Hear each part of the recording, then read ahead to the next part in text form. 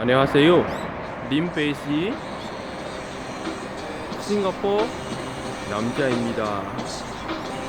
Okay, guys. Today is a nice morning. Came to this garden just behind my apartment, which this is somewhere I regard to have the best view of the Hanggang River anywhere in Korea, right? Right, let me show you guys what it's like. Here it is, the majestic, beautiful and serene Hanggang River. Very beautiful, right? Just behind my house, okay, envy or not. And right there, over the other side, that's the south bank of the river, which I think all of you know what it's called, Gangnam. Yeah, over there is Gangnam. I don't know why in a lot of parts of many parts of the world, right, the south bank seems to be more fun. But yeah, that's the Hanggang River.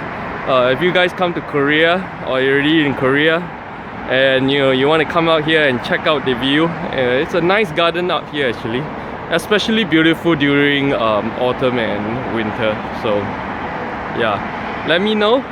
I'll tell you guys how to get here. 그럼 오늘 주제 뭐냐면 한국 사람과 싱가포르 사람 사이에 대한 이야기 하도록 하겠습니다. So today, what's my topic for the day? It's a lot of I keep telling a lot of foreigners, are not just Singaporeans, that in many ways Koreans are like the exactly opposite, in many ways to us. So then they ask me what exactly do you mean by completely opposite? Name some example. So today I'm gonna just talk about what I think is 10 differences, okay? 10, actually there are a lot more but I'm just gonna talk about 10 today. Differences between specifically Koreans and Singaporeans, okay? Right, let's get started. Let me see what I have on my list. Oh, the sun is very bright. Okay, now first thing is, you see, we're Singaporeans, right? We're so used to using the fork and the spoon, right? That means eating with both hands. We always hold the fork, hold the spoon in one hand, hold the fork in the other hand. If not, right, even when you're eating mee, like you're eating a mee pok, you always be holding your chopsticks in one hand and a spoon on the other hand, right? So generally we eat with both hands. But Koreans never ever do that. Now, first off, you rarely even find forks in Korea. So far, I don't think I've ever seen any forks in families or restaurants. Okay, they just don't use it. Secondly, they only use one hand, namely the right hand if you're right-handed. So far, I've never seen a left-handed Korean. Strange, but they only use one hand. And even if they're eating noodle, right, actually in a Korean utensils, you're given the chopsticks and spoon at all times when you're eating. Even if you're eating rice, noodle, you'll be given sukarat, which is the chopstick and spoon. So even with both presented, right, they only use one at a time, using one hand. So most, especially very strict Korean families, right, let's say you're eating noodle with chopsticks, and then suddenly you want to drink some soup, you're expected to put down the chopstick and then pick up the spoon with that same hand, drink the soup, put down the spoon and pick up the chopsticks again. This is what I mean by eating with one hand. Okay, everything is done with one hand, see? And the chopstick is there. If I want to eat the pickle, I will just set the spoon aside, bring up the chopstick and take the thing. After that, switch back to a spoon and continue. Actually see other people also using just one hand, see? All using just one. And because generally Koreans, right, especially those older ones, they think it's very rude to use both hands to eat. Not say very rude, they say it makes them look like beggars. Okay, so if you come or you're here, you can take note of this. Secondly, okay, Singaporeans, right, see, when we, especially Singaporean guys, when we meet a new friend, right, what kind of handshake you give? Nice, strong and firm, right? And in many ways, right, it feels like sometimes you feel like you're ripping the hand off the other guy, right? And to us, that's a feeling of confidence, respect, friendliness, and all sorts of stuff, right? But no, not here. If you shake a Korean's hand like that, you think it's very, very rude. Especially when you're shaking the hands of an elder. Okay, so generally Koreans, especially if you're shaking the hand of an elder, someone senior to you or higher position to you, you are expected to just present and hold the hand and not shake it. Hold it gently, lightly, like kunyang, yeah. Okay, and then let the other person do the shaking. Okay, usually they won't shake also. They just hold your hand infinitely long and then start to ask your name and all that kind of stuff. So that's one thing you want to take note. Okay, don't go and do the Singaporean military style handshake in Korea. Oh, okay. Next difference is this. See, Singaporeans, right? We eat almost different things for our 3 meals, right? Like, let's say breakfast, we typically eat bread or roti prata, and then lunch you eat chicken rice, and then dinner. Basically, you have different things, right?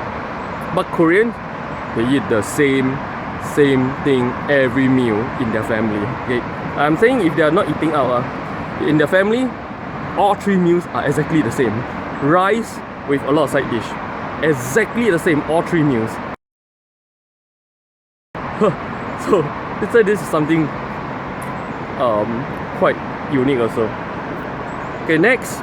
Okay, see, one thing is I'm very impressed when I come to Korea is that you don't really find any rubbish bins along the road. And you don't see any signs telling you that you will be fined like $1,000-$2,000 or what when you litter. In spite of not having this, you will rarely, if ever, see litter on the street. 哇，超级自觉，韩国人超级自觉。Like, you know, I've been around region so much, and especially in China, when I see Singaporeans in China, where they don't find you for littering, seriously, Singaporeans litter a lot. We only behave because there's a huge fine, and there are rubbish bins everywhere, so it's very convenient.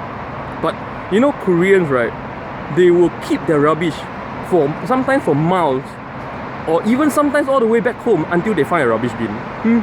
I'm actually quite impressed about this. Okay, next, okay.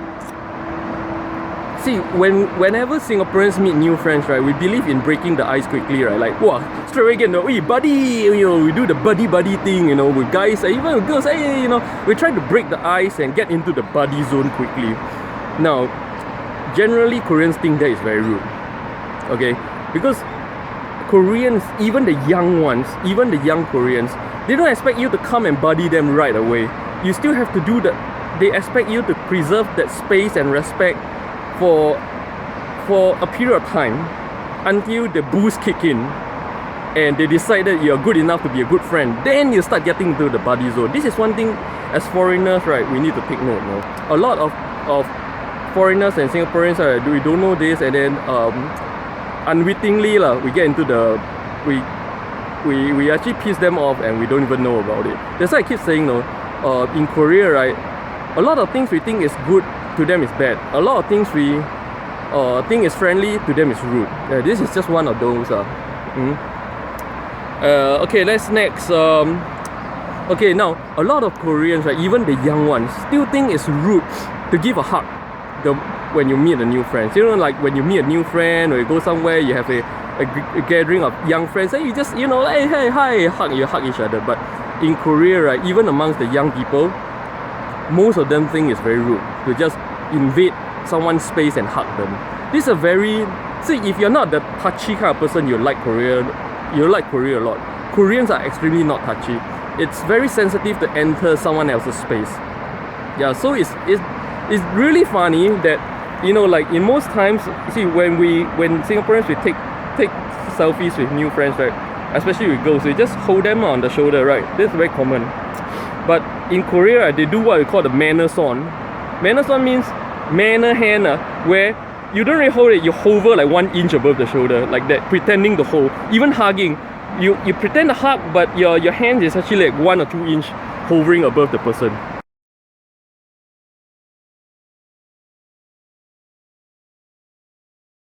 It's damn weird, but they think that is being friendly. So that's another one aspect why I think is what we think is good is bad for them, and sometimes what they think is good, right, is damn weird for us. Okay. Okay, next, what? Okay, now,